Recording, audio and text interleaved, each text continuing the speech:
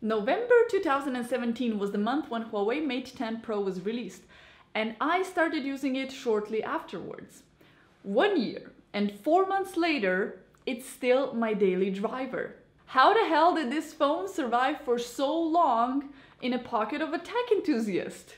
Updates are the things that we usually look forward to and fear at the same time, with phones that are getting a bit old. On one side, they're very important for all of the bug fixes and security features, but you're often afraid that they will start to slow down your phone. There have been rumors that certain manufacturers will release updates to intentionally slow down older phone models so you would buy a new one. But more often than not, it's just the fact that our processors and RAM are not strong enough anymore to run all of the new processes and workload an update brings. Here we have to note that there are 3 types of updates that are usually happening in the background of your phone, so we rarely notice them. Android updates.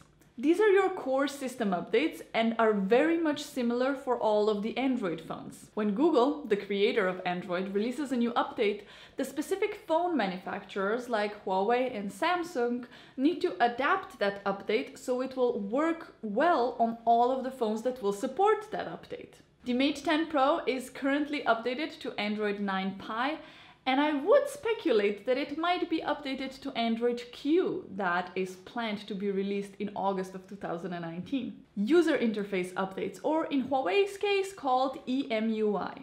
This is everything you see on your phone and interact with. It's really hard to draw a clear line of where an Android system ends and UI starts, but the simplest explanation would be if you take 2 phones running Android 9, for example a Huawei phone and an LG phone, both running Android 9, and check for the differences, because they don't look the same. The basic phone apps will not be the same, the system settings will look different, and even have the same settings in different places or enable you more or less things you can do with your phone. The UI updates usually come together with Android updates, but it's not necessary. Individual app updates. This is usually the cause of slowing down your phone. New apps are created primarily to maximize the use of processing power of new phones and are not so vigorously tested to work on all of the possible phone models. This sometimes makes apps go stuck, run in the background for no reason at all, or just work slower on older phones. I have noticed though that the updates usually brought me more new features and capabilities than slowdown. I noticed the battery life is still going strong. I noticed slight camera improvements and new features with AI camera, and also my phone hasn't slowed down a bit. The Mate 10 Pro was the first phone from Huawei presented with a dedicated artificial intelligence chip. That should help with the speeding up of the phone in the long run and also with processing of the photos. The AI apparently learns the usage patterns of a user and optimizes all of the processes for it. This in turn should give you better battery life and good responsiveness throughout the lifetime of the phone. And I think it's actually pretty visibly doing so. There are no exact ways to say, oh, AI has sped up my phone by 32% in this case, but I can guarantee you that this phone works just as fast as when I got it 1 year and 4 months ago. At the launch of this phone, they were promising a 2-day battery autonomy. Except for the very beginning days, I was never actually able to fully achieve that. But I always had a 1.5 day battery. In this whole time, there were maybe 4 or 5 times that I actually needed a charger in the evening if my day started really early and I had a lot of screen on time that day.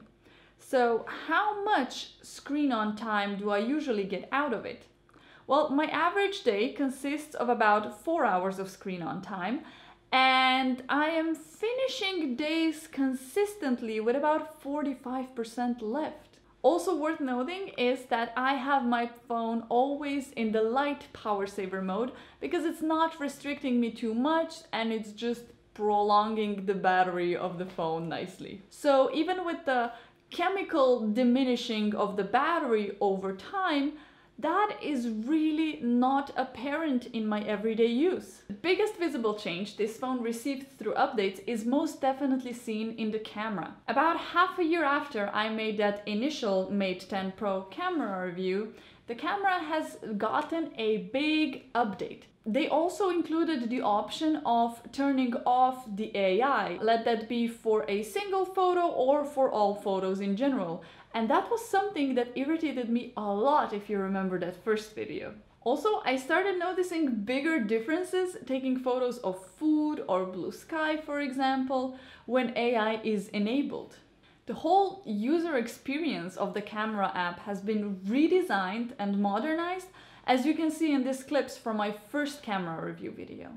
I also noticed that it switches to portrait mode, and with it the use of wide-angle camera automatically when it detects a face, which makes taking perfect portraits even more effortless and reduces lens distortion on the face. It happens so fast you don't even fully register why now you have such a wider angle. I would even argue that the front camera got a little bit sharper and more real. So, would I advise you to buy this phone in 2019? The price of it has fallen nicely, a little under $500, and you get a fast phone with long battery life and enough space for all of your photos.